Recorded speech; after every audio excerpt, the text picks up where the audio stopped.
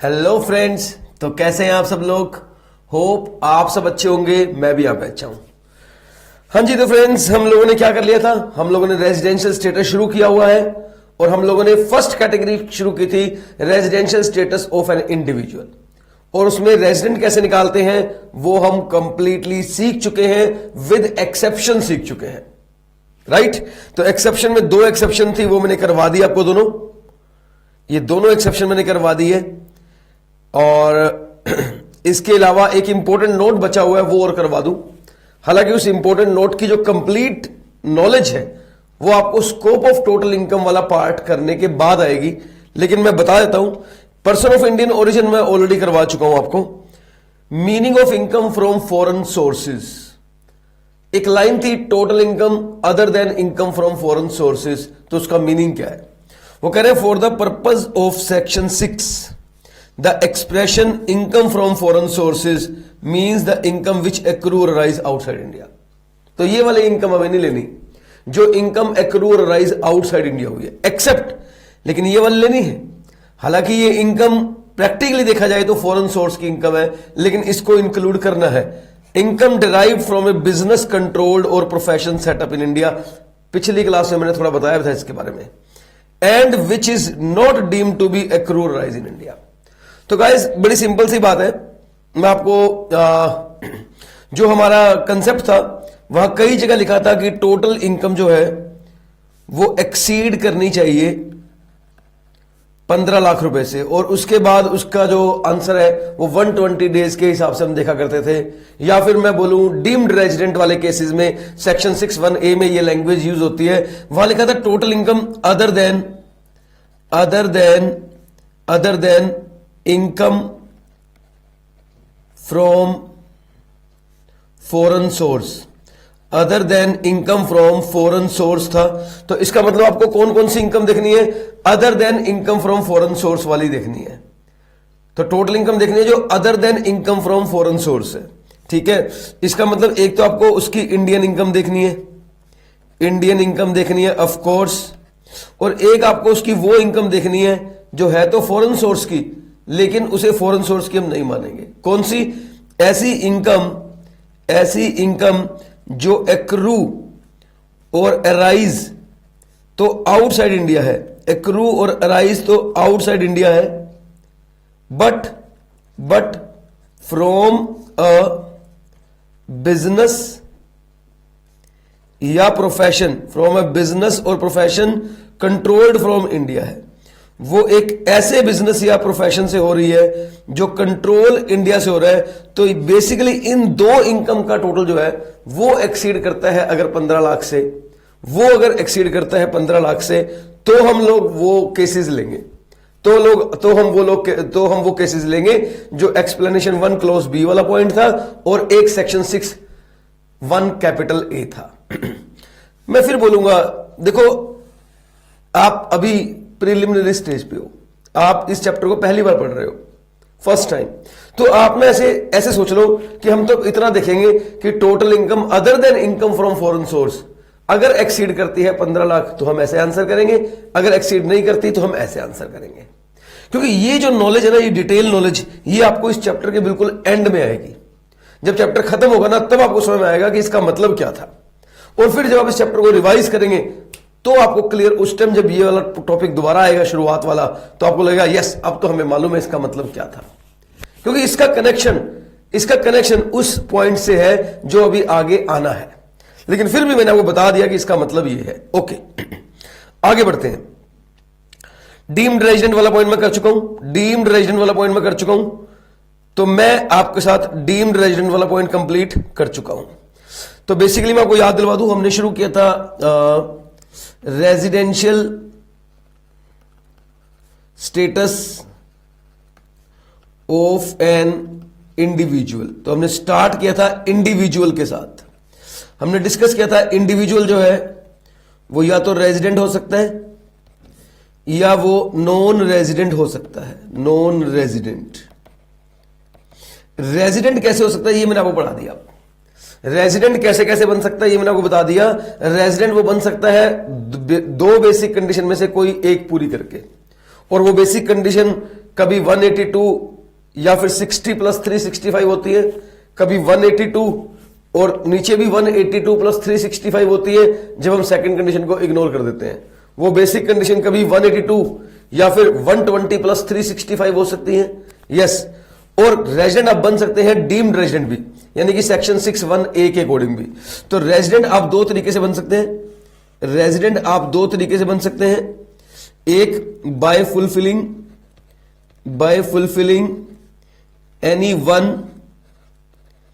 Any one of basic conditions, या तो आप कोई भी बेसिक कंडीशन को फुलफिल करके बन सकते हैं, या आप डीम्ड रेजिडेंट भी बन सकते हैं। डीम्ड रेजिडेंट भी बन सकते हैं under section 6(1) capital A, under section 6(1) capital A. Yes, तो आप रेजिडेंट दो तरीके से बन सकते हैं, तो बेसिक कंडीशन को पूरा करके बन सकते हैं या डीम्ड रेजिडेंट, क्योंकि यहां पर बेसिक कंडीशन की कोई नीड नहीं है। यहां पर अगर आप इंडिया में एक दिन भी नहीं रहे तो भी आप रेजिडेंट बनते हैं, that is called deemed resident. अब क्वेश्चन ये आता है कि एक इंडिविजुअल नॉन रेजिडेंट कब बनता है। ठीक है, मैंने आपको बता दिया कि एक इंडिविजुअल रेजिडेंट कब बनता है, ये आपको आ गया है, ये आपको आ गया है रेजिडेंट कब बनता है। अब क्वेश्चन ये है कि एक इंडिविजुअल नॉन रेजिडेंट कब बनता है। तो नॉन रेजिडेंट बनेगा if he does not satisfy both the basic conditions,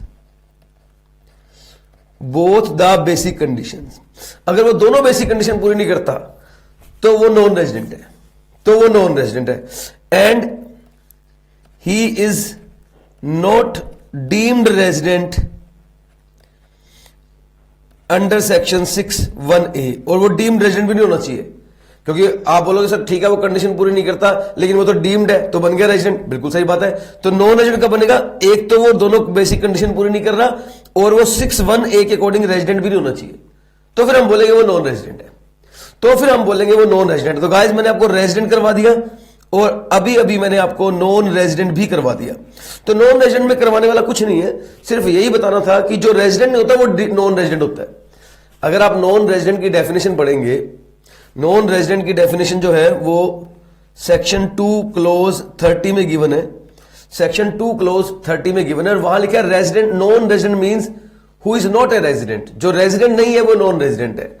तो मैंने कैसे निकाले ये दोनों बातें, मैंने इधर से निकाली है। मैंने कहा भाई जो बेसिक कंडीशन कोई एक भी पूरी कर देता है वो रेजिडेंट होता है, इसका मतलब जो दोनों पूरी नहीं कर पाता वो नॉन रेजिडेंट होता है। जो डीम्ड रेजिडेंट है वो हमेशा रेजिडेंट होता है, इसका मतलब जब वो डीम्ड रेजिडेंट नहीं होगा तब वो नॉन रेजिडेंट होगा। यस, तो yes guys, I have done it resident as well as non resident, but अब मुझे आज की क्लास को आगे बढ़ाना है और मुझे बताना है एक रेजिडेंट जो इंडिविजुअल है, जब वो रेजिडेंट बन जाता है तो वो ऑर्डिनरी रेजिडेंट कब बनता है और वो नॉट ऑर्डिनरी रेजिडेंट कब बनता है। यस, तो आज की क्लास जो है वो इस टॉपिक पर रहेगी। ठीक है, एक इंडिविजुअल रेजिडेंट बन गया, ठीक है, एक इंडिविजुअल रेजिडेंट बन गया either by fulfilling the any one of the basic condition, whether in general case or whether in exceptional case। General case का मतलब 182 और 60 प्लस 365, एक्सेप्शनल केस का मतलब 182 और 180 प्लस 365 या 182 और 120 plus 365। I agreed that an individual is resident either by fulfilling any one of the basic condition, okay, or by way of deemed resident. But now the question is how he will be resident and ordinary resident and resident but not ordinary resident। आज हम पढ़ेंगे एक resident individual, एक, अब मैं individual नहीं बोलूंगा, एक रेजिडेंट इंडिविजुअल। ऐसा क्यों बोल रहा हूं, क्योंकि ऑर्डिनरी और नॉट ऑर्डिनरी का क्वेश्चन तभी आता है जब आप पहले रेजिडेंट बन चुके होते हो। देखो ये लोग नॉन रेजिडेंट है, इधर कैटेगरी में अगर आप आओगे तो नॉन रेजिडेंट बन जाओगे, फिर क्वेश्चन नहीं है आप ऑर्डिनरी हो या नॉट ऑर्डिनरी, हो ही नहीं सकते। You are non resident, question complete, your status is complete, you are non resident. But अगर आप रेजिडेंट हो the question is not complete, अगर आप रेजिडेंट हो the question is not complete. आप या तो ऑर्डिनरी बनेंगे या नॉट ऑर्डिनरी बनेंगे, ये हमें ढूंढना पड़ेगा। और आपको याद होगा रेजिडेंशियल स्टेटस की पहली क्लास में मैंने आपको बताया था, ये चीज हम देखते हैं इंडिविजुअल और एचयूएफ दोनों केसेस में, इंडिविजुअल और एचयूएफ दोनों केसेस में देखते हैं। एनीवेज आइए डिस्कस करते हैं एक resident individual ordinary resident and not ordinary resident कब बनेगा।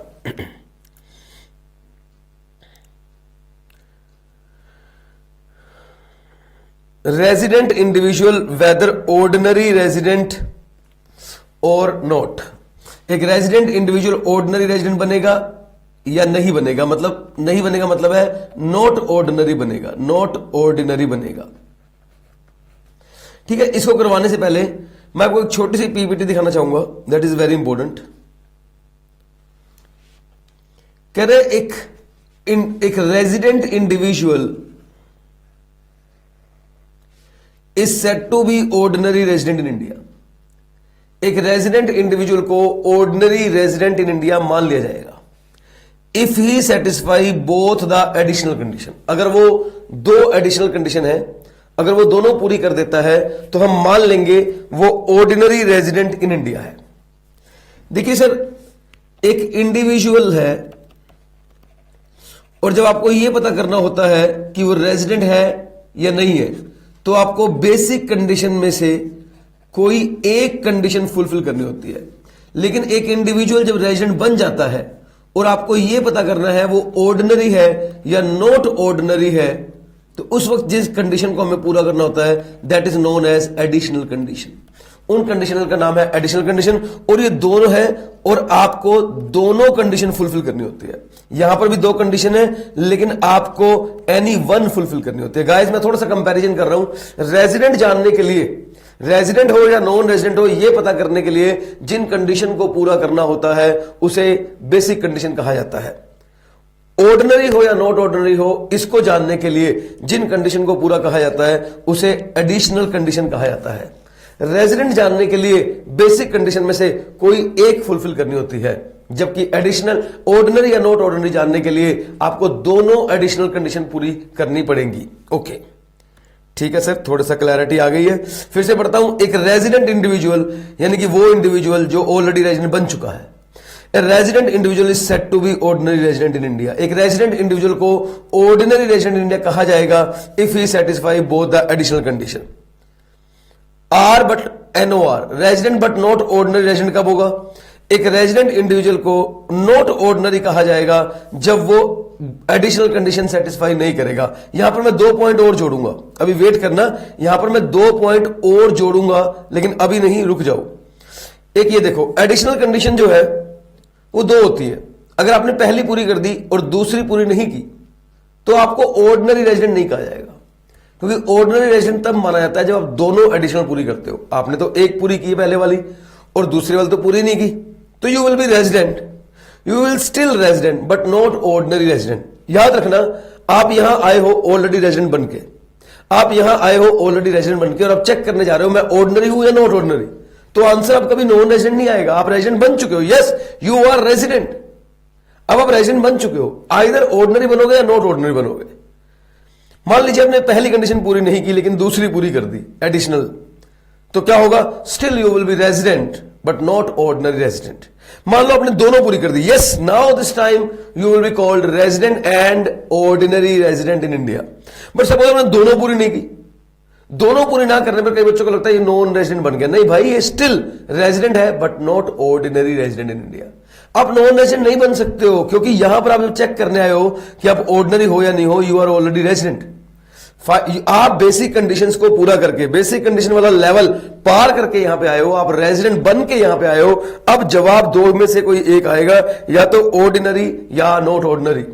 Okay, I hope it is clear. मैं आपको थोड़ा सा दिखा देता हूं, नोट्स में चलते हैं। Resident individual whether ordinary resident और नॉट। ए रेजिडेंट ऑर्डिनरी कब बनेगा? ROR कब बनेगा? शॉर्ट फॉर्म में इसको ROR कहते हैं। A resident individual deemed to be ordinary resident मान लिया जाएगा if we satisfy both the additional condition. Okay, additional condition 2 है, पहली और दूसरी दोनों पूरी कर दो तो आपको मान लिया जाएगा। नॉट ऑर्डिनरी कब बनेगा? सर नॉट ऑर्डिनरी में 3 पॉइंट है, नॉट ऑर्डिनरी में 3 पॉइंट है। ये 2 पॉइंट नए बन गए, ये 2 पॉइंट नए हैं, 1 पॉइंट पुराना है। कैसे? हम कहते हैं अगर वो एडिशनल कंडीशन फुलफिल नहीं करेगा, चाहे एक या दोनों, अगर एक पूरी नहीं करेगा तो भी वो नॉट ऑर्डिनरी है, दोनों पूरी नहीं करेगा तो भी नॉट ऑर्डिनरी है। तो he does not satisfy both the additional condition. अगर वो दोनों एडिशनल कंडीशन पूरी नहीं करता, एक भी नहीं करता, तो भी वो नॉट ऑर्डिनरी ही माना जाएगा। लेकिन ये 2 पॉइंट नए हैं सर, क्योंकि इन 2 पॉइंट में कंडीशन की कोई बात नहीं होती और वो हमेशा नॉट ऑर्डिनरी ही माना जाएगा। इन दो पॉइंट में कंडीशन की कोई बात नहीं होगी। पहला पॉइंट है, अगर वो सिटीजन ऑफ इंडिया है या पर्सन ऑफ इंडियन ओरिजिन है और उसकी टोटल इनकम हां जी, मैं दोबारा बोल दूं, इन 2 पॉइंट्स में हम उसे नॉट ऑर्डिनरी ही मानते हैं, चाहे कोई कंडीशन एडिशनल कंडीशन की कोई बात नहीं है यहां पे। अगर वो सिटीजन ऑफ इंडिया या पर्सन ऑफ इंडियन ओरिजिन है और उसकी total income other than income from foreign source 15 lakh है और वो इंडिया में विजिट के लिए आता है, जो कि क्लोज बी में लिखा हुआ है एक्सप्लेनेशन 1, तो उसका जो पीरियड है 120 डेज और मोर देखते हैं बट लेस देन 182 डेज, तो इस केस में जो वो रेजिडेंट बनता है, जो 120 डेज वाली कंडीशन को फुलफिल करके रेजिडेंट बनता है, वो हमेशा deem to be not ordinary resident बनता है। अगर आपको लास्ट क्लास याद हो तो वहां हमने डिस्कस किया था, मैं आपको दिखा देता हूं, मैं आपको समझा देता हूं ये कैसे देखेंगे हम लोग। एक ब्लैंक पेज ले रहा हूं मैं। हमने डिस्कस किया था जो एक्सेप्शंस थी, एक्सेप्शंस टू बेसिक कंडीशन, मैं इसको एक्सेप्शन बोलता हूं, जो लॉ है वो इसको बोलता है एक्सप्लेनेशन 1 टू सेक्शन 6 सबसेक्शन 1, एक ही बात है। मैं इसको लॉ इसको एक्सप्लेनेशन बोलता है, मैं इसको एक्सेप्शन बोलता हूं, क्योंकि लॉ की एक्सप्लेनेशन में एक्सेप्शन का ही जिक्र है। वो कहता है इसकी एक क्लोज ए है और एक क्लोज बी है। क्लोज ए में तो वही था कि अगर कोई सिटीजन ऑफ इंडिया है या कोई मेंबर ऑफ क्रू शिप है, मेंबर ऑफ क्रू शिप मतलब Indian citizen as well as member of crew ship है, and they are leaving India, ये लोग इंडिया छोड़ के जा रहे हैं for the purpose of employment, for the purpose of employment. तो इनका जो बेसिक कंडीशन है उसमें जो सेकंड कंडीशन है वहां पर जो 60 डेज लिखे हैं उसको कैंसिल करके आपको 182 डेज मानने हैं। लेकिन ये क्लोज ए है, ये क्लोज ए है। अगर आपने ये वाली कंडीशन को फुलफिल करके भी रेजिडेंट बन गए तो आप ऑर्डिनरी भी बन सकते हो, नॉट ऑर्डिनरी भी बन सकते हो, कोई इश्यू नहीं है। लेकिन एक और कंडीशन थी कि अगर कोई सिटीजन ऑफ इंडिया है, सिटीजन ऑफ इंडिया है या कोई पर्सन ऑफ इंडियन ओरिजिन है, पर्सन ऑफ इंडियन ओरिजिन है, सब कुछ याद होगा। देखो बार बार इसलिए करवा रहा हूं कि बातें याद आती रही, बार बार जितनी बार सुन लोगे उतनी बार याद आएंगी। ये क्लोज भी है, अगर कोई सिटीजन ऑफ इंडिया है और पर्सन ऑफ इंडियन ओरिजिन है and he is coming to India, वो इंडिया में आता है और वो विजिट के लिए आता है, विजिट पर्पस के लिए आता है, एंड उसकी जो टोटल इनकम है other than income from foreign source वो एक्सीड करती है 15 लाख से। तो हमने बोला था जो सेकंड कंडीशन है जिसमें 60 डेज है वो 182 डेज हो जाएगी। तो जो उसकी बेसिक कंडीशन है वो हो जाएगी 182 डेज इन द 2021, या फिर आप 182 डेज इन द 2021 या 120 डेज इन 2021 प्लस 365, 120 है, 122 एक दो बार मुंह से निकल गया, 120 ही है, 120 ही लिख रहा हूं, 365 डेज इन 1920, 18, 19, 17, 18, 16, 17। तो गाइस ये कंडीशन हो जाएगी। यहां पर जो 120 आ गया है तो हमने ये कहा था कि अगर वो इस कंडीशन को फुलफिल करके रेजिडेंट बनता है, इस कंडीशन को फुलफिल करके रेजिडेंट बनता है तो यस वो ऑर्डिनरी भी हो सकता है, नॉट ऑर्डिनरी भी हो सकता है, कोई इश्यू नहीं है। इन फ्यूचर वो ऑर्डिनरी भी हो सकता है, नो, लेकिन अगर वो इस कंडीशन को फुलफिल करके रेजिडेंट बनेगा तो वो हमेशा नॉट ऑर्डिनरी बनेगा। तो ये वाली बात उस पॉइंट में लिखी हुई है, resident and not ordinary resident में। क्या लिखा हुआ वहां पे कि एक्सप्लेनेशन 1 में जो क्लोज बी है, ये रहा एक्सप्लेनेशन 1 में जो क्लोज बी है, जहां पर एक सिटीजन ऑफ इंडिया या पर्सन ऑफ इंडियन ओरिजिन की बात की गई है, जो 120 डेज के अकॉर्डिंग रेजिडेंट बन रहा है, जो 120 डेज के अकॉर्डिंग रेजिडेंट बन रहा है, वो हमेशा नॉट ऑर्डिनरी ही रहेगा। इस वाले रेजिडेंट के लिए एडिशनल कंडीशन कोई मायने नहीं रखती, इस वाले रेजिडेंट के लिए एडिशनल कंडीशन कोई मायने नहीं रखती। ओके, ये वाली बात लिखी हुई है, बिल्कुल सर ये वाली बात लिखी हुई, मैं दिखा देता हूं। देखो लिखा हुआ है he is a citizen of India, person of Indian origin, और उसकी total income other than income from foreign source 15 lakh से एक्सीड करती है during the previous year as referred to in clause B of explanation 1। Okay, clause B में आ गया। Explanation 1 मतलब visit वाले की बात कर रहा है, और वो ये भी कह रहा है who has been in India for a period of mounting in all 120 days और मोर। 182 डेज को अगर वो फुलफिल करके बना है तो नहीं, 120 डेज वाले कंडीशन को अगर वो फुलफिल करके बना है तो वो हमेशा नॉट ऑर्डिनरी रेजिडेंट माना जाएगा। और नेक्स्ट आपको पता ही है, जो सेक्शन 61A के अकॉर्डिंग डीम्ड रेजिडेंट बनता है, जो सेक्शन 61A के अकॉर्डिंग डीम्ड रेजिडेंट बनता है, वो तो हमेशा ही नॉट ऑर्डिनरी रेजिडेंट माना जाता है। तो सर ये 2 पॉइंट नए आगे, ये 2 पॉइंट नए आगे, मैं अपनी पीपीटी में आपको ऐड करके दिखाऊंगा हम कैसे ऐड करेंगे और कहां ऐड करेंगे। ध्यान देना, आपने लिखना है resident but not ordinary resident in India. तो यस, पहला पॉइंट तो यही रहेगा कि एक normally resident individual not ordinary तब बनता है जब वो एडिशनल कंडीशन को फुलफिल नहीं करता, एडिशनल कंडीशन को फुलफिल नहीं करता तो वो नॉट ऑर्डिनरी बनता है। दूसरा, अगर कोई एक्सप्लेनेशन 1 क्लोज बी में है, अगर कोई एक्सप्लेनेशन 1 के क्लोज बी में है एंड उसकी टोटल इनकम एक्सीड करती है 15 लाख से ज्यादा, ठीक है, एक तो वो एक्सप्लेनेशन 1 क्लोज बी में है एंड उसकी टोटल इनकम एक्सीड करती है 15 लाख से ज्यादा, एंड वो रेजिडेंट बनता है, वो रेजिडेंट बनता है by fulfilling 120 days criteria, 120 days criteria, yes, और वो रेजिडेंट बनता है 120 डेज वाला क्राइटेरिया को पार करके, तो फिर वो नॉट ऑर्डिनरी ही माना जाएगा, तो फिर वो नॉट ऑर्डिनरी ही माना जाएगा। और तीसरा पॉइंट इसमें हम ऐड ऑन कर लेंगे, अगर कोई section 6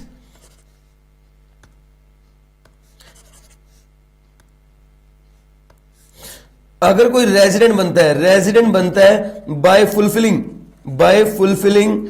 condition of section 6 sub section 1A, तो वो भी deemed to be not ordinary resident माना जाएगा, तो वो भी deemed to be not ordinary resident माना जाएगा। गाइस, एक resident but not ordinary resident कब माना जाएगा, मैंने आपको बता दिया।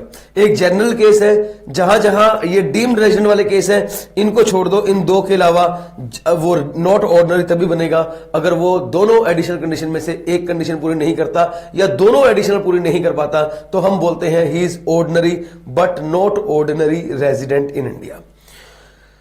Yes, I have done it.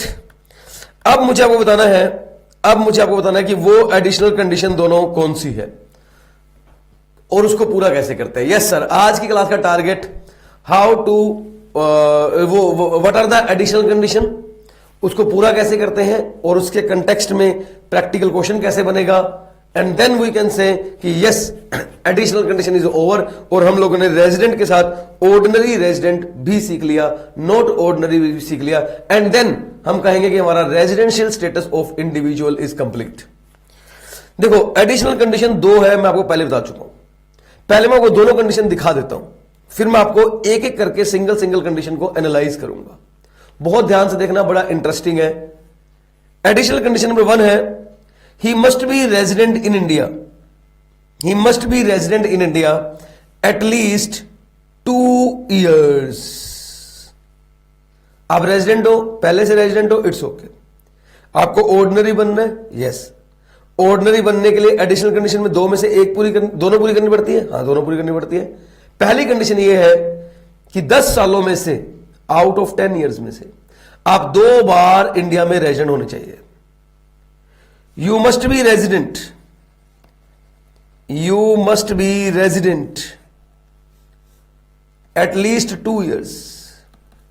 At least 2 years out of 10 previous year. 10 सालों में से 2 बार आपका इंडिया में रेजिडेंट होना जरूरी है। प्रश्न यह आता है 10 साल कौन से, वो कह रहा है immediately preceding the relevant previous year. जो आपका रेलेवेंट प्रीवियस ईयर है उसको छोड़ दो, उसको छोड़ दो। जो 2021 आपका रेलेवेंट प्रीवियस है उसे भूल जाओ।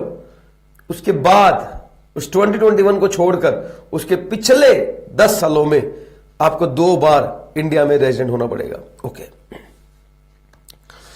मैं इस कंडीशन को करके दिखाता हूं, सेकंड कंडीशन बाद में पढ़ेंगे। मान लीजिए मेरा रेलेवेंट प्रीवियस ईयर है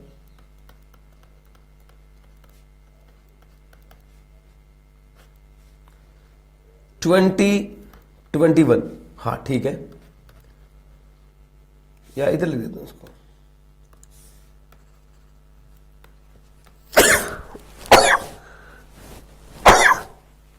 सॉरी, मान लीजिए मेरा रेलेवेंट प्रीवियस ईयर है 2021, ठीक है, और यहां मैं ऑलरेडी बन चुका हूं रेजिडेंट, इस प्रीवियस ईयर में रेजिडेंट बन चुका हूं। सर कैसे बने हो रेजिडेंट? कैसे बना हूं मैं? वो बेसिक कंडीशन होती है दो, उनमें से एक कंडीशन पूरी करके बनाऊं, उनमें से एक कंडीशन पूरी करके मैं रेजिडेंट बनाऊं। ओके, लोग कहते हैं इस 2020 को छोड़ो, इस 2020 को छोड़ो, इसके पिछले 10 साल, इसके पिछले 10 साल मैं लिख लेता हूं। इसके पिछले 10 साल में 1920, 18-19, 17-18, 16-17, 15-16, 14-15, 13-14, 12-13, कितने हो गए? 1 2 3 4 5 6 7 8, 11-12 एंड 10-11। लो जी, यहां तक बन गए, यहां तक दोबारा गिन लूं, 1 2 3 4 5 6 7 8 9 10। इन 10 सालों में, इन 10 सालों में अगर आप 2 बार इंडिया में रेजिडेंट थे, इन 10 सालों में अगर आप 2 बार इंडिया में रेजिडेंट थे, तो you said to be deemed to be resident in India. Sorry, you said to be, sorry, अगर इन 10 सालों में 2 बार आप इंडिया में रेजिडेंट थे, तो यह मान लिया जाएगा कि आपने एडिशनल कंडीशन नंबर 1 को फुलफिल कर दिया। यह मान लिया जाएगा कि आपने एडिशनल कंडीशन नंबर 1 को फुलफिल कर दिया। सर कुछ एग्जांपल दो। केस नंबर 1, मैं केसेस बनाऊंगा। केस 1, मान लो आप इस साल इंडिया में 182 डेज थे। ओह, तो आप इस साल इंडिया में रेजिडेंट थे? Yes sir.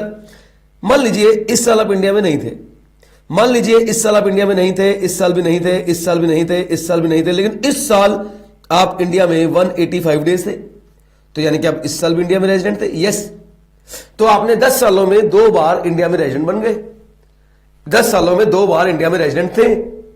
इसका मतलब आपने एडिशनल कंडीशन नंबर 1 को फुलफिल कर दिया। इस एग्जाम्पल से हमें 2 बातें समझ में आती है। एक, 10 साल में से 2 बार रेजिडेंट बनना है। दूसरी, जरूरी नहीं वो दोनों बार एक साथ बनना है। कई लोग मुझसे पूछते हैं क्वेश्चन क्लास खत्म होने के बाद, क्योंकि जो फेस टू फेस बैच था ना, तो बड़े सारे बच्चे क्वेश्चन पूछते रहते हैं। वो जो क्वेश्चन है वो मेरे पास सब तैयार है, मैं आपको बताता रहूंगा। बच्चे कहते हैं सर एक बात हो, वो 2 बार रेजिडेंट होना चाहिए, वो दोनों बार कंटिन्यू रेजिडेंट होना चाहिए, या अलग अलग ईयर में भी हो सकता है? क्वेश्चन तो दिमाग में आ ही सकता है, स्टूडेंट के दिमाग में कोई भी क्वेश्चन आ सकता है, उसके लिए उसे फुल आजादी है।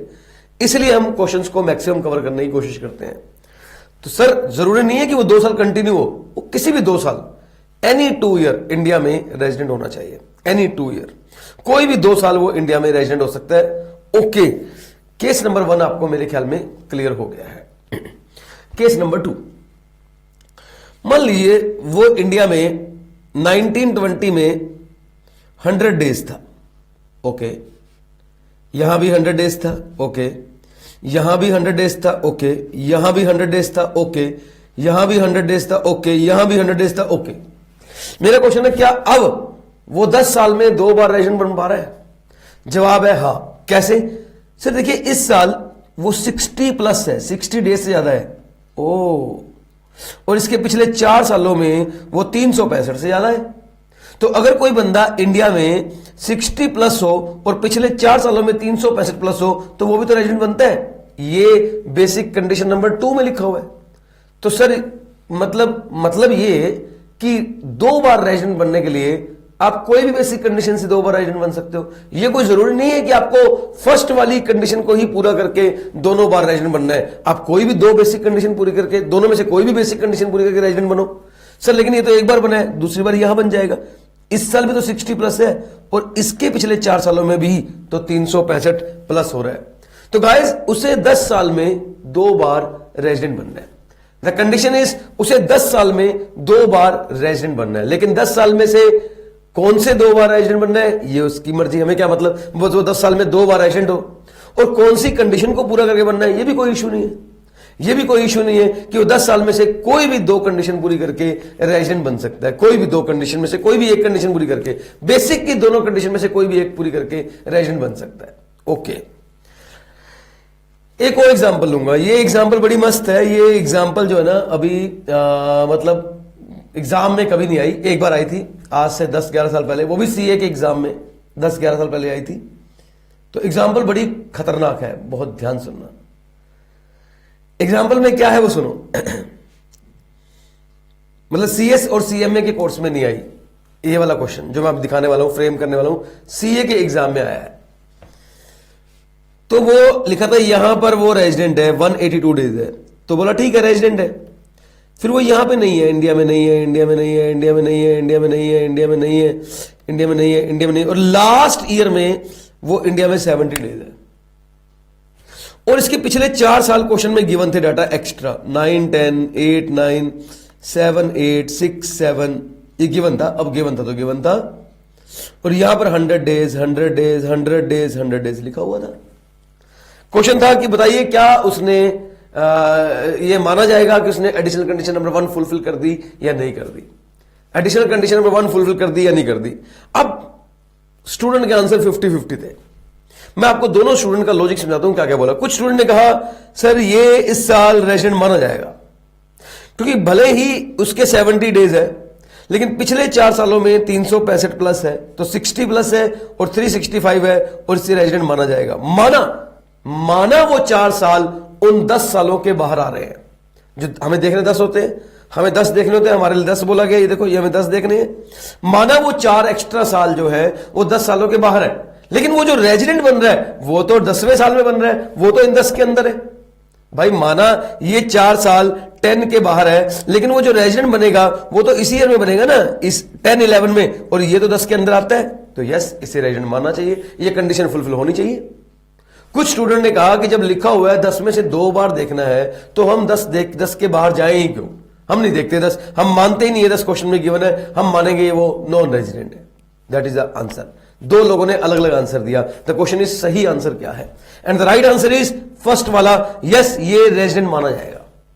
ये माना जाएगा कि ये 10-11 में रेजिडेंट है, और ये माना जाएगा इसने 10 साल में 2 बार रेजिडेंट बन गया है और एडिशनल कंडीशन को फुलफिल कर दिया है। सोचो सर एग्जाम में कैसे कैसे क्वेश्चन आ सकते हैं।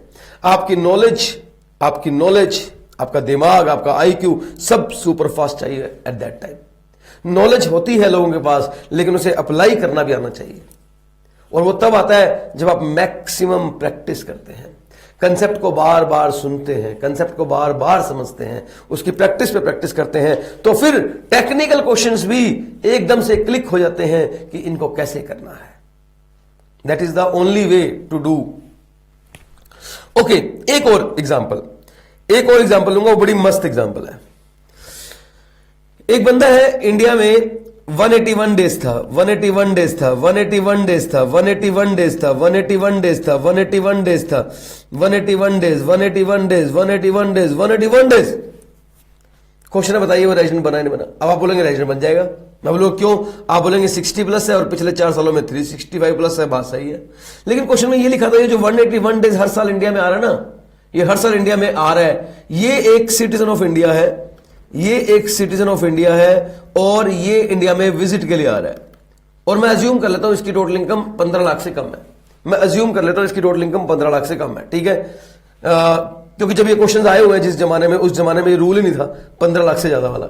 ये तो अभी भी नया अमेंडमेंट है ना 15 लाख से ज्यादा वाली। तो पहले तो हम ऐसे ही बोला करते हैं, अगर कोई सिटीजन ऑफ इंडिया है और वो इंडिया में विजिट के लिए आ रहा है, या कोई पर्सन ऑफ इंडियन ओरिजिन है और वो इंडिया में विजिट के लिए आ रहा है, तो उस केस में आपको याद होगा अगर उसकी टोटल इनकम 15 लाख से एक्सीड नहीं करती, मैंने अज्यूम भी कर लिया कि उसकी टोटल इनकम जो है वो 15 लाख से एक्सीड नहीं करती, 15 लाख या 15 लाख से कम है, 15 लाख से एक्सीड नहीं करती, तो क्या होता है? तो सर सेकंड कंडीशन में जो 60 डेज है वो 182 में कन्वर्ट हो जाते हैं। उससे क्या होता है सर? उसमें सेकंड कंडीशन इररिलेवेंट हो जाती है, हमें देखनी नहीं होती, हमें ओनली फर्स्ट कंडीशन चेक करनी होती है, हमें ओनली फर्स्ट कंडीशन चेक करनी होती है। तो ओनली फर्स्ट कंडीशन से ही वो रेजिडेंट बनता है, तो वो हर साल बनेगा नॉन रेजिडेंट, क्योंकि फर्स्ट कंडीशन फुलफिल ही नहीं हो रही, और वो एक्सेप्शन में कवर्ड है। देखो ये एक्सेप्शन में कवर्ड है, सिटीजन ऑफ इंडिया है, इंडिया में विजिट के लिए आया है, इसका मतलब ये एक्सेप्शन में कवर्ड है। सिटीजन ऑफ इंडिया है और वो इंडिया में विजिट के लिए आया है, इसका मतलब ये बंदा एक्सेप्शन में कवर्ड है, इसका मतलब ये बंदा एक्सेप्शन में कवर्ड है, और जो एक्सेप्शन में कवर्ड है तो फिर उसकी 182 ही देखते हैं, 60 प्लस 365 देखते नहीं, और ये किसी भी केस में 182 पूरा कर ही नहीं पा रहा है, 181 ही रह गया है, तो ये माना जाएगा इसने फर्स्ट एडिशनल कंडीशन को फुलफिल नहीं किया, ये माना जाएगा इसने फर्स्ट एडिशनल कंडीशन को फुलफिल नहीं किया। गाइस इससे ज्यादा एग्जाम में नहीं आ सकता, इससे ज्यादा डीप एग्जाम में नहीं आएगा। ऑर्डिनरी रेजिडेंट कैसे बनते हैं मैंने आपको इसके 4 केसेस करवा दिए हैं। केस नंबर 2 करवा दिया है, केस नंबर 3 करवा दिया है, केस नंबर 4 करवा दिया। देखो इससे ज्यादा क्वेश्चन कॉम्प्लिकेटेड एग्जाम में नहीं आएगा। अगर 10 साल में 2 बार रेजिडेंट बनना है तो वो कैसे कैसे बन सकता है, वो सारी सिचुएशन मैंने आपको कवर करके दिखा दी है, सारी सिचुएशन। ये थी एडिशनल कंडीशन नंबर 1, ये थी एडिशनल कंडीशन नंबर 1। और ये क्या थी? ये थी ही मस्ट बी, अब देखो आपको याद भी होगी अब तो, ही मस्ट बी रेजिडेंट। वो इंडिया में कितने दिन होना चाहिए ये नहीं लिखा, वो इंडिया में रेजिडेंट होना चाहिए। और रेजिडेंट कैसे होता है? Either fulfilling first basic condition और by fulfilling second basic condition. मैं लिख भी देता हूं, he must be resident either by fulfilling first basic condition और by fulfilling second basic condition. तो he must be resident, he must be resident in India, he must be resident in India at least 2 year, कम से कम 2 साल तक, at least 2 years out of 10 previous year. और ये 10 कौन से? 10 कौन से? Immediately proceeding the relevant previous year. जो 2021 है उसको काउंट नहीं करना, उसको काउंट नहीं करना, उसके पिछले 10 साल देखने हैं, उसके पिछले 10 ईयर्स देखने हैं। Guys tell me the first additional condition is clear और नॉट क्लियर? आप लोगों को फर्स्ट एडिशनल कंडीशन समझ में आई या नहीं आई? आई होप आपको फर्स्ट एडिशनल कंडीशन समझ में आ गई है। Let us start additional condition number 2। Additional condition number 2 मैं आपको करवाने वाला हूं। क्या लिखा है एडिशनल कंडीशन नंबर 2 में? दिखा दूं थोड़ा सा। ही मस्ट बी इन इंडिया, इस पर कहता है वो इंडिया में होना चाहिए, इंडिया में रेजिडेंट होना चाहिए, ऐसा नहीं लिखा। ही must be in India at least 730 days, वो इंडिया में 730 दिन होना चाहिए। 730 डेज एग्रीगेट है। ही must be in India at least in aggregate 730 days out of 7 previous year. लेकिन ये 730 डेज 7 सालों में होने चाहिए। Immediately proceeding the relevant previous year. जो आपका रेलेवेंट प्रीवियस ईयर है पहले आप उसे छोड़ दो, उसे मत देखो, उसके पिछले 7 साल ले लो। उन 7 सालों में मिलाकर, उन 7 सालों में एग्रीगेट अगर वो इंडिया में 730 डेज और मोर है, 730 डेज या उससे ज्यादा है, तो हम मानेंगे कि उसने एडिशनल कंडीशन नंबर 2 को फुलफिल कर दिया। Then we will assume that he fulfil the additional condition number 2। ठीक है, मैं आपको दिखाता हूं कैसे करेंगे इसको। मान लीजिए आपका जो रेलेवेंट प्रीवियस ईयर है वो है 2021। इसके पीछे कितने साल लेने हैं? 7 साल।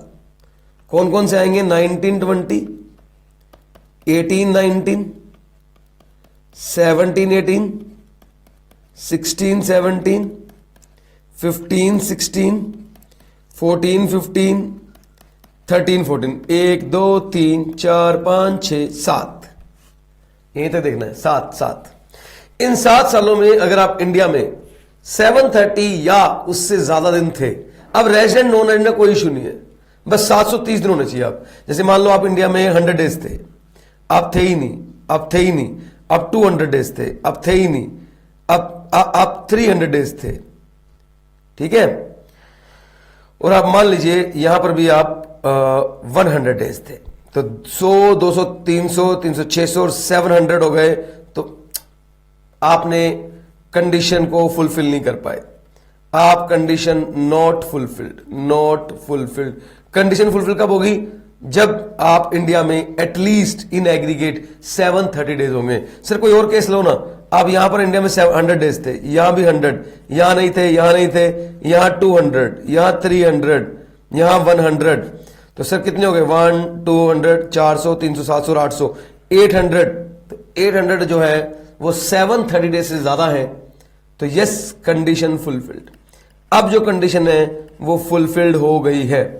एक और केस ले लेता हूं जिसमें मैं ये दिखा देता हूं कि आपको इंडिया में आप लोग एग्जैक्ट 730 हो। 100 नील नील, 100 नील, या इसको मान लो 300 एंड 30, तो आपके बन गए ये 730 एग्जैक्टली। क्योंकि बच्चे ने ज्यादातर ऐसे क्वेश्चन पूछते हैं, एग्जैक्ट 730 हो तो क्या होगा? सुन लो क्या होगा। कंडीशन फुलफिल्ड मानी जाएगी। 730 डेज और मोर, कंडीशन फुलफिल्ड मानी जाएगी गाइस, कंडीशन फुलफिल्ड मानी जाएगी, यस। तो एडिशनल कंडीशन नंबर 2 क्या है? एडिशनल कंडीशन नंबर 2 एक्चुअली में है ही must be in India, he must be in India, he must be in India at least 730 days out of 7 previous years. He must be in India at least 730 days out of 7 previous year. कौन से 7 previous year?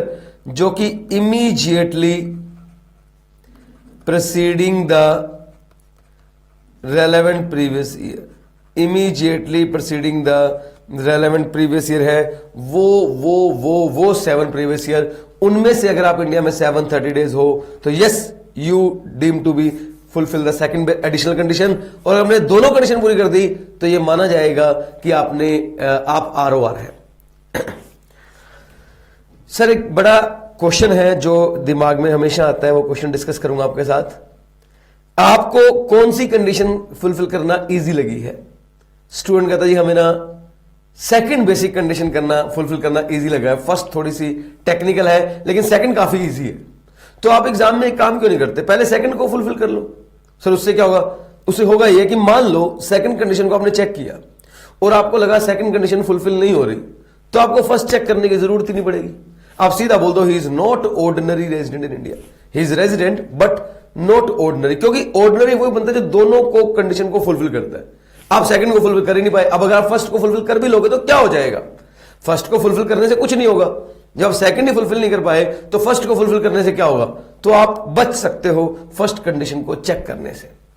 लेकिन मान लीजिए question में आपने second condition को fulfil कर लिया तो भाई फिर तो फर्स्ट कंडीशन चेक करनी पड़ेगी, फिर तो कोई चॉइस मेरे पास है नहीं। I hope it is clear. तो मैंने आपको फर्स्ट कंडीशन भी करवा दी और मैंने आपको सेकंड कंडीशन भी करवा दी। मैंने आपको कंप्लीट कर दिया है how to check resident but ordinary resident in India and how to check resident but not ordinary resident in India। Sir एक क्वेश्चन करेंगे इसके ऊपर, एक क्वेश्चन करेंगे, बड़ा फेमस क्वेश्चन है, वो करेंगे और हम लोग मिलकर करेंगे क्वेश्चन। आप देखना, आप पहले क्वेश्चन लिखो, मैं से क्वेश्चन लिखो पहले, ये क्वेश्चन लिखने वाला क्वेश्चन है। Mister Ricky Ponting, Ricky Ponting is an Australian cricketer, आपको बताइए, सिटीजन ऑफ ऑस्ट्रेलिया। ये मैंने क्यों लिखा उसके पीछे रीजन दूंगा। Ricky Ponting citizen of Australia came to India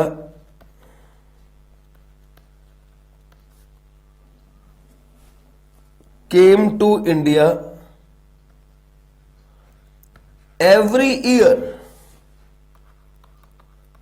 since 1981।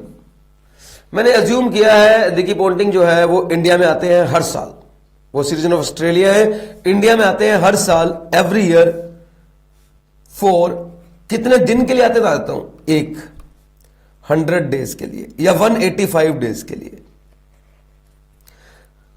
ये क्वेश्चन कंप्लीट हो गया। मैं आपसे जानना चाहता हूं, बताइए रिकी पोंटिंग का इंडिया में क्या स्टेटस। और अब आप मुझे बताना रेजिडेंट है या नॉन रेजिडेंट है। अब अगर आपका आंसर रेजिडेंट आए तो मुझे पूरा चेक करके बताना वो ऑर्डिनरी भी है या नहीं है और वो नॉट ऑर्डिनरी है या क्या है, पूरा बताना आपने। तो Ricky Ponting citizen of Australia है, he came to India every year since 1981 for 185 days. दूसरा क्वेश्चन आपका क्या आंसर होगा अगर वो 185 की जगह इंडिया में 110 डेज आता है तो? क्या आंसर होगा आपका अगर वो इंडिया में 100 डेज के लिए एवरी ईयर आता है तो? क्या आंसर होगा आपका इंडिया में अगर वो इंडिया में हर साल 90 डेज के लिए आता है तो? क्या आंसर होगा आपका अगर वो हर साल 59 डेज के लिए आता है तो? This is the question. और क्वेश्चन क्या है? कैलकुलेट रेजिडेंशियल स्टेटस, आपको निकालना है residential status of Ricky Ponting, Mister Ricky Ponting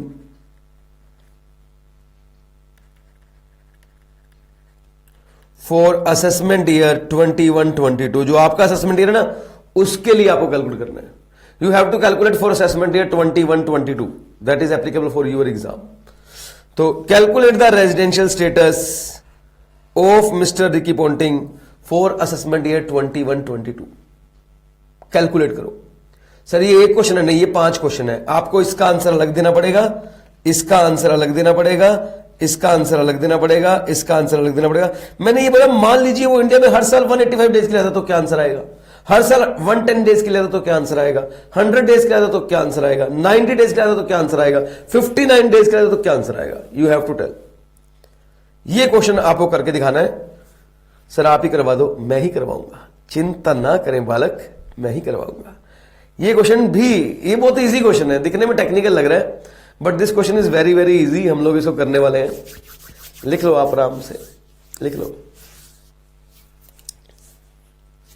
very easy question, very very much easy question. बड़ा मजा आने वाला आपको.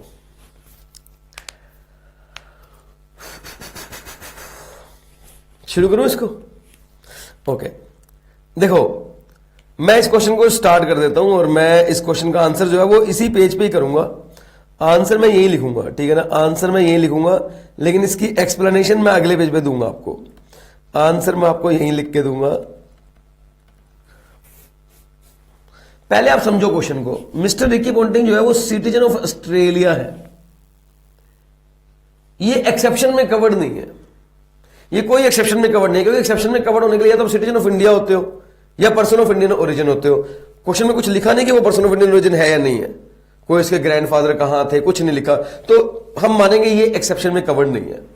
तो आंसर में हम लिखेंगे answer Mister Ricky Ponting is not covered under exception. हालांकि ये बात लिखने की जरूरत नहीं है बट मैंने लिख दी आपके लिए. वो एक्सेप्शन में कवर्ड नहीं है. तो इसका मतलब जब हम चेक करेंगे तो उसकी बेसिक कंडीशन दोनों चेक करेंगे, दोनों में से कोई एक पूरी करनी पड़ेगी उसको रेजिडेंट बनने के लिए. और बेसिक कंडीशन कौन सी थी? पहली कंडीशन थी 182 days in the previous year 2021. दूसरी कंडीशन थी 60 days in the previous year 2021 and 365 days in the previous year, 4 previous year, that is 19, 20, 18, 19, 17, 18 and 16, 17. ठीक है, आपको याद होगा. Yes sir.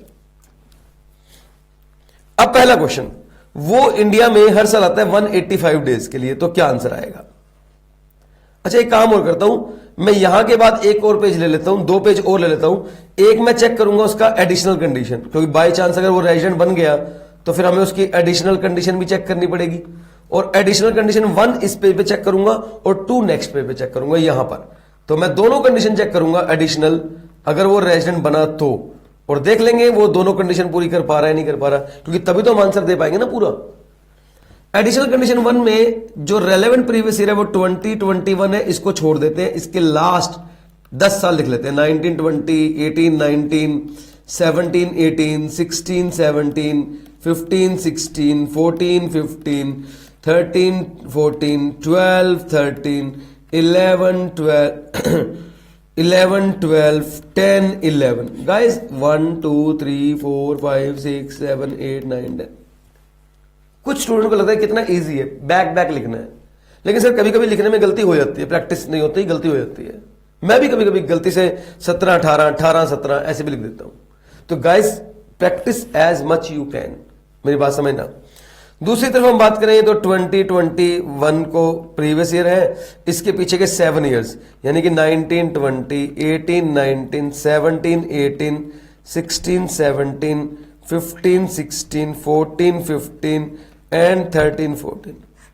1, 2, 3, 4, 5, 6, 7. Okay sir, question करने के लिए रेडी हो? Yes sir, we are ready. पहले क्वेश्चन में लिखा है वो इंडिया में हर साल आता है, एवरी ईयर, हर साल आता है, और वो हर साल 185 डेज के लिए आता है. अच्छा, तो फिर वो 2021 में भी 185 डेज के लिए आया होगा? हाँ सर आया होगा, तो रेजिडेंट बन गया. क्योंकि रेजिडेंट वो होता है जो इन दोनों कंडीशन में से कोई एक पूरी करता है, वो रेजिडेंट बन जाता है. तो yes, Mister Ricky Ponting resident बन गया. क्या उसकी सेकंड कंडीशन को चेक करने की जरूरत है? नो, क्योंकि वो रेजिडेंट बन गया। तो हम लिखेंगे रेजिडेंट।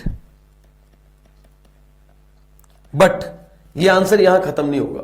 रेजिडेंट बन गया, इट्स ओके, बट रेजिडेंट कभी होता ही नहीं। एक इंडिविजुअल ओनली रेजिडेंट कभी नहीं होता। वो या तो ऑर्डिनरी रेजिडेंट होता है या नॉट ऑर्डिनरी रेजिडेंट होता है। यस सर, चेक करें ऑर्डिनरी नॉट ऑर्डिनरी। सर वो हर साल इंडिया में 185 डेज के लिए आया, तो वो यहां भी 185 डेज के लिए आया होगा, यहां भी 185 डेज के लिए आया होगा, यहां भी 185 डेज के लिए। चेक करने की जरूरत ही नहीं है, क्योंकि वो यहां भी रेजिडेंट रहा होगा, यहां भी रेजिडेंट रहा होगा। क्योंकि 10 साल में 2 बार जो रेजिडेंट बन जाता है उसे हम मानते हैं एडिशनल कंडीशन नंबर 1 फुलफिल कर दी। तो सर इसने तो एडिशनल कंडीशन नंबर 1 फुलफिल कर दी। जो बंदा हर साल 185 आता है वो पिछले 10 सालों में तो 185 आया होगा। दूसरी तरफ अगर मैं यहां देखूं तो यहां भी वो 185 आया होगा। अगर मैं इसका टोटल कर लूं तो बनता है 20, 25, 30, 35। अरे सीधा कैलकुलेटर पे कर लेता, कैलकुलेटर नहीं है। ये हो गया 35, यानी कि 5 आ गया, 3, 8 × 7 56, 9 59, 5 आ गया, ये आ गया 7 × 5 12, 1295। आई थिंक इतने आएगा, चेक कर लेना यार, थोड़ा बहुत तो देख लेना। 1295 730 को क्रॉस कर गया, 730 को क्रॉस कर गया गाइस। अब हम लिख सकते हैं Ricky Ponting is resident and ordinary resident in India. लो जी, ये है आपके क्वेश्चन नंबर 1 का आंसर। सर इजी था? हाँ इजी था। क्वेश्चन नंबर 2 करते हैं ना फिर। कितने डेज के लिए आया वो इंडिया में? 110 डेज के लिए आया सर, 110 डेज के लिए। सर अब 110 डेज यहां तो पूरे नहीं हो रहे, यहां हो सकते हैं, हाँ हो सकते हैं, 110 हो गए। लेकिन जब आप सेकंड कंडीशन पूरी करते हो तो एंड होता है सर, एंड। तो खाली 110 से काम नहीं चलेगा। यहां भी बताओ सर, वो यहां भी 110 आया होगा, 110 आया होगा, 110 आया होगा, 110 आया होगा।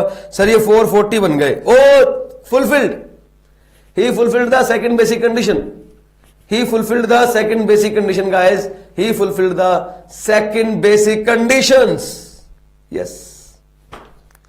तो रेजिडेंट बन गया, ये वाली कंडीशन फुलफिल कर रहे हैं तो वो रेजिडेंट बन गया। तो हम लिखेंगे रेजिडेंट। बट खाली रेजिडेंट से काम नहीं चलेगा, खाली रेजिडेंट से काम नहीं चलेगा गाइस, खाली रेजिडेंट से काम नहीं चलेगा। ही वो इंडिया में आया 110 days, 110 days, 110 days, 110 days, 110 days, 110 days, वो यहां भी पूरी कर गया। क्यों?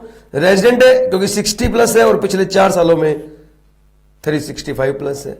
वो यहां भी फुलफिल कर गया, क्योंकि 60 प्लस है और पिछले 4 सालों में 65 प्लस है। तो दोनों फर्स्ट एडिशनल कंडीशन पूरी कर दी। दूसरी एडिशनल कंडीशन को अगर हम देखें तो 110 है, 110 है, 110 है, 110 है, 110 है, 110 है, 110 है, एंड दिस इज 770 डेज। 110 110 110 करता हूं तो 770 डेज। तो इसने सेकंड एडिशनल कंडीशन को भी फुलफिल कर लिया। यस गाइस, इसने सेकंड एडिशनल कंडीशन को भी फुलफिल कर लिया, फर्स्ट को भी पूरा कर लिया। हम बोलेंगे Ricky Ponting is resident and ordinary resident in India,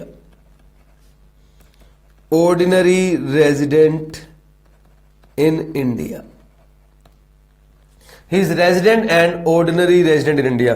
तीसरा क्वेश्चन है, अगर वो इंडिया में 100 डेज के लिए आता है तो ये भी चेक कर लेते हैं, इसमें क्या बात है। अगर वो 100 डेज के लिए आता है, मैं पेन चेंज कर रहा हूं बिकॉज थोड़ा सा आपको डिफरेंशिएट हो जाएगा। सर देखो 100 डेज यहां तो नहीं हो रहा, क्योंकि यहां तो 185 चाहिए, लेकिन यहां हो रहा है 100 डेज, यस। लेकिन जब आप सेकंड कंडीशन देखते हो तो खाली 60 वाले से काम तो नहीं चलता, यहां भी देखना पड़ेगा आपको। 100 100 100 100 और ये बन गए 400। यस सर, वो सेकंड बेसिक कंडीशन को फुलफिल कर पा रहा है। यस सर, वो सेकंड बेसिक कंडीशन को फुलफिल कर पा रहा है। He is 100 days as well as 100 plus 100 plus 100 plus 100, that is 400 days. तो वो कंडीशन पूरी कर रहा है। तो ऐसे में हम बोलेंगे ही is resident in India. But जैसा कि आप जानते हैं खाली रेजिडेंट से काम चलेगा नहीं, आपको एडिशनल चेक करनी पड़ेगी।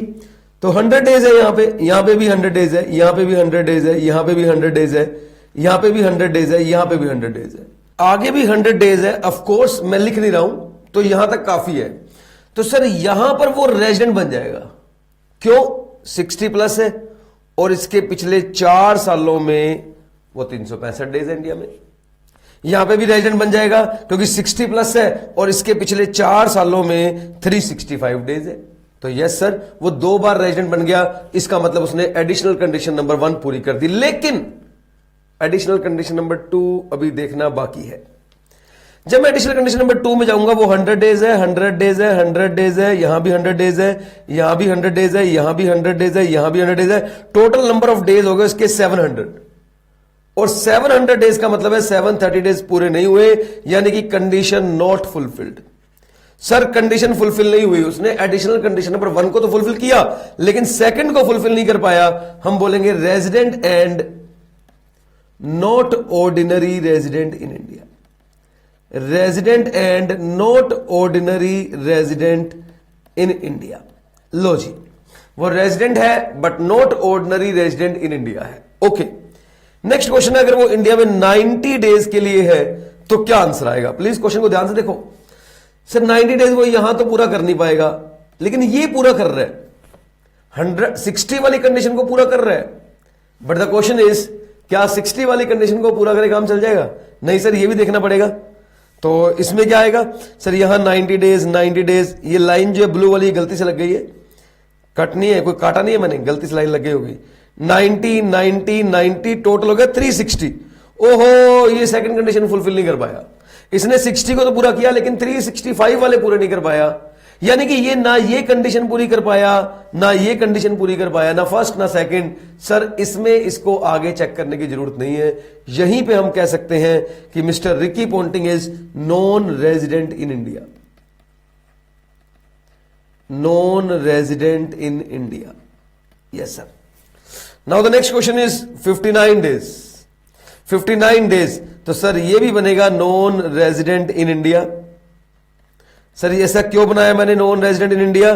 क्योंकि नॉन रेजिडेंट इन इंडिया क्यों बनाया? सुनो सुनो सुनो सुनो सुनो, क्योंकि 59 डेज में वो ये वाली कंडीशन भी फुलफिल नहीं कर पा रहा है। ऊपर वाले तो फुलफिल कर ही नहीं रहा है, सेकंड का जब वो 60 फुलफिल नहीं कर पा रहा तो वो आगे क्या खाक पूरा करेगा? Non resident in India. Non resident in India, तो resident and ordinary resident check करने का क्वेश्चन नहीं होता, non resident in India. Please tell me question यहां तक क्लियर हुआ या नहीं हुआ? प्लीज टेल मी आपको क्वेश्चन यहां तक क्लियर हुआ या नहीं हुआ? स्टूडेंट कहता है ये हो गया है क्वेश्चन क्लियर, लेकिन हो गया तो फिर इसका बी पार्ट बताओ क्या आंसर आएगा। एक क्वेश्चन और दे रहा हूं, इसका बी पार्ट लिख रहा हूं और इसी स्लाइड में लिख रहा हूं, यहां लिख रहा हूं B part. What will be your answer? What will be your answer if Mr. Ricky Ponting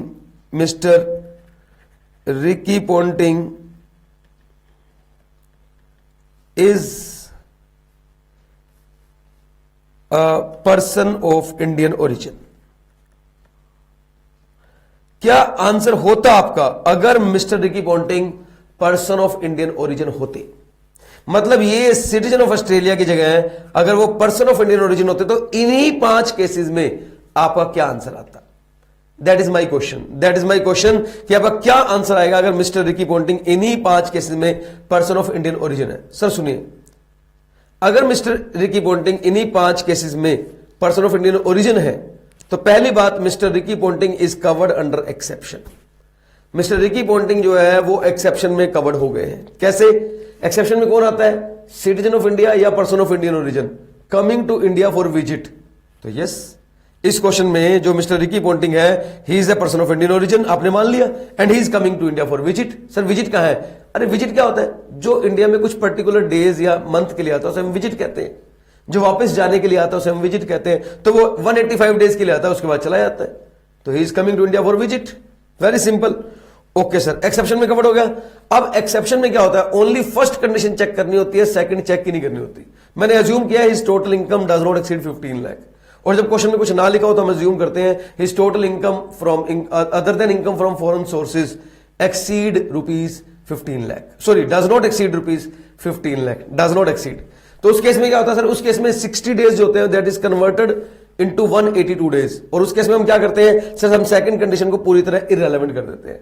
second condition को हम पूरी तरह इररेलेवेंट कर देते हैं, ओनली फर्स्ट कंडीशन चेक करते हैं। ओके, पहला केस, अगर बी केस की बात करूं, अगर मैं इसको ऐसे कर दूं, अगर मैं इसको ऐसे कर दूं और बी केस की बात करूं, वो इंडिया में आया 185 डेज के लिए, ये बनेगा ROR, resident and ordinary resident. क्यों सर? सर 182 क्रॉस कर गया है तो वो फर्स्ट कंडीशन को पूरा कर रहा है, वो रेजिडेंट बनेगा और वो 2 एडिशनल पूरी कर ही लेगा, क्योंकि जो 182 हर साल आता है वो 2 फर्स्ट बेसिक कंडीशन पूरी, फर्स्ट एडिशनल भी पूरी कर लेगा और सेकंड एडिशनल भी पूरी कर लेगा। तो ROR 110 non resident, 100 non resident, 90 non resident, 59 sir ये क्या किया आपने? नॉन रेजिडेंट, बिकॉज ये 182 से कम है और सेकंड एडिशनल कंडीशन हम एक्सेप्शन में चेक ही नहीं करते, only first second basic condition हम एक्सेप्शन में चेक ही नहीं करते, ओनली फर्स्ट बेसिक कंडीशन ही हम चेक करते हैं और फर्स्ट बेसिक कंडीशन में 182 डेज है and he is not fulfilling. वो 110, 100, 90, 59 इस सारी केसेस में ओनली फर्स्ट केसेस चेक करना है, फर्स्ट बेसिक कंडीशन चेक करना है और वो फुलफिल नहीं कर रहा है तो he will be non resident, non resident, non resident, non resident. Very very simple, very very simple. Hello, clear और not clear? Yes sir, clear हो गया, बिल्कुल क्लियर हो गया। अब मैं एक क्वेश्चन और दूंगा, अब मैं एक क्वेश्चन आपको और दूंगा, इसी का यही सेम क्वेश्चन दूंगा, लेकिन एक मिनट रुको, एक क्वेश्चन मुझे और देना है।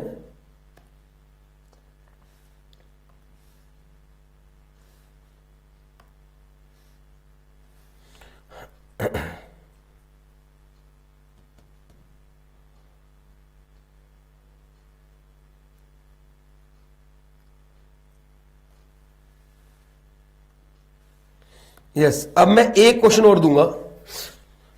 मिस्टर एक्स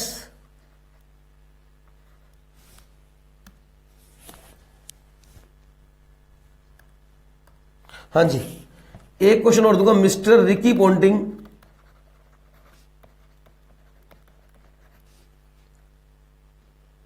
मान लो सिटीजन ऑफ इंडिया है, Ricky Ponting citizen of India है, ऐसे मैंने अज्यूम किया है, अज्यूम किया है, अज्यूम किया है, and came to India every year since 1981। Same question, हाँ सेम क्वेश्चन, बस मैंने यहां पे सिटीजन ऑफ इंडिया लिख दिया है और आप चाहो तो पर्सन ऑफ इंडियन ओरिजिन भी लिख सकता हूं, कोई दिक्कत नहीं है। Mr. Ricky Ponting came to India every year since 1981 and his total income exceeding rupees 15 lakh। And मैंने ये अज्यूम किया कि उसकी टोटल इनकम जो है वो other than income from foreign sources है, other than income from foreign sources exceed 15 lakh and he came to India for 185 days. वही क्वेश्चन सेम है, 5 डेज, बस एक और नया पॉइंट ऐड कर रहा हूं इसके अंदर। मान लीजिए 130 डेज, 130 डेज, ये क्वेश्चन मैंने ऐड किया 130 डेज। क्या क्या करवा रहा हूं ना, क्या क्या ऐड कर रहा हूं, समझ नहीं आ रहा। सर पहली बात देखो, अब आप बोलोगे sir number 1 he is covered under exception, he is covered under exception. पहले आपको लिखना है he is covered under exception. हाँ सर, वो एक्सेप्शन में तो कवर्ड है, एक्सेप्शन में तो कवर्ड है यहां पे, पर इस बार क्योंकि उसकी टोटल इनकम 15 लाख से एक्सीड कर रही है, इस बार उसकी टोटल इनकम 15 लाख से एक्सीड कर रही है, तो हम ये भी लिखेंगे साथ में, हम ये भी लिखेंगे साथ में कि इस बार जो उसकी बेसिक कंडीशन है वो 2 हो जाएंगी, बेसिक कंडीशन 2 हो जाएंगी। एक तो 182 डेज इन द 2021 या फिर वो देखेगा 120 days in 2021 and 365 days in the last 4 year, यानी कि 19, 20, 18, 19, 17, 18, 16, 17। सर मैं मैक्सिमम क्वेश्चन करवा रहा हूं इस कंसेप्ट के, जो नया अमेंडमेंट आई ना उसके मैक्सिमम क्वेश्चन करवा रहा हूं कि आपको उस नए कंसेप्ट के ऊपर पकड़ बन जाए, अच्छे से आप समझ पाओ क्या कंसेप्ट है। सर देखो 185 डेज के लिए आ रहा है तो वो ये वाली कंडीशन फुलफिल करवा रहा है, तो वो बनेगा रेजिडेंट, ठीक है। 185 डेज है तो वो रेजिडेंट बन गया। जब वो रेजिडेंट बन गया तो हमें चेक करना पड़ेगा वो ऑर्डिनरी है या नॉट ऑर्डिनरी है, क्योंकि अगर ये वाली कंडीशन फुलफिल करके आप बनते हो रेजिडेंट तो आपको चेक करना पड़ता है ऑर्डिनरी है या नॉट ऑर्डिनरी। आप बनोगे ऑर्डिनरी, ये आपको आता है, पहले कर चुके हो ना, भी क्वेश्चन किया आपने, ऑर्डिनरी बनोगे यार। अब तो आप ओरल आंसर दे दो कि सर 185 दोनों बार आया होगा, रेजिडेंट 2 बार रेजिडेंट, 185 इंटू 7 ईयर्स वो 1295 समथिंग था। Okay ordinary resident 130 days. क्या आप मुझे इसका आंसर दे सकते हो guys? Can you give me the answer? Can you give me the answer? देखो आंसर तो मैं ही दे दूंगा अभी, लेकिन पहले आप ट्राई करो, आप वीडियो को पॉज कर लो, आप ट्राई करो। अगर आपका आंसर सही आए तो मुझे मैसेज जरूर करना कि सर मेरा आंसर सही आ गया था। मुझे मैसेज जरूर करना कि सर मेरा आंसर सही आ गया था। इट मेक्स मी हैप्पी, मुझे खुशी मिलेगी इससे। Please please please please please मुझे मैसेज जरूर करना अगर आपको लगे कि आपको जो आंसर आया था वो आपका सही आ गया था। एनीवेज मैं बता भी देता हूं आपको क्या आंसर आएगा। 130 डेज सर ये तो पूरा कर रहा है। 130 डेज क्या ये पूरा कर रहा है सर? ये 130 130 130 130 सर ये बन गया 0 0 0 0 4 3 12 4 और एक 520 दिन 520 डेज सर। यस रेजिडेंट बन जाएगा सर, कंडीशन फुलफिल कर रहा है, but not ordinary resident. Check नहीं करना एडिशनल कंडीशन को चेक नहीं करना, क्योंकि जो इनको पूरा करके बनता है वो बनता है resident but not ordinary resident in India. Yes sir, वो बनेगा resident but not ordinary resident in India. अगर यही जवाब था आपका तो कांग्रेचुलेशन। एक और क्वेश्चन छोटा सा पूछूंगा, छोटा सा। मान लो वो इंडिया में 130 डेज के लिए आता है, बट साथ में ये लिखा है कि जो लास्ट 4 प्रीवियस ईयर थे ना, लास्ट 4 प्रीवियस ईयर, उनमें वो इंडिया में सिर्फ 200 डेज के लिए आया था aggregate. During last 4 previous year he is only 200 days in India. चारों साल के मिलाकर एग्रीगेट 200 डेज इन इंडिया। इसका क्या आंसर आएगा ये और बता दो। ये भी मुझे मैसेज करके बताना और बोलना सर वो 132 बोले थे ना आपने, मैं दोनों का सही जवाब दिया था। सर इसका जवाब आएगा वो ये तो पूरी नहीं कर पा रहा क्योंकि 130 है, तो 130 का मतलब ये तो पूरा नहीं हो पाएगा, लेकिन यस ये पूरा हो रहा है 130। और इधर देखें तो वो कह रहे हैं इन चारों सालों में मिलाकर 200 दिन था, तो सर ये भी कंडीशन पूरी नहीं हो पा रही है, यस ये भी पूरी नहीं हो पा रही, ये भी नहीं पूरी हो पा रही। क्या आंसर आएगा सर? सेक्शन 6(1)(a) लग जाएगा और उसके अकॉर्डिंग वो डीम्ड रेजिडेंट बन जाएगा। और जो डीम्ड रेजिडेंट होता है वो रेजिडेंट एंड नॉट ऑर्डिनरी बन जाएगा। कोई चेक नहीं करना इसके लिए आपको एडिशनल कंडीशन।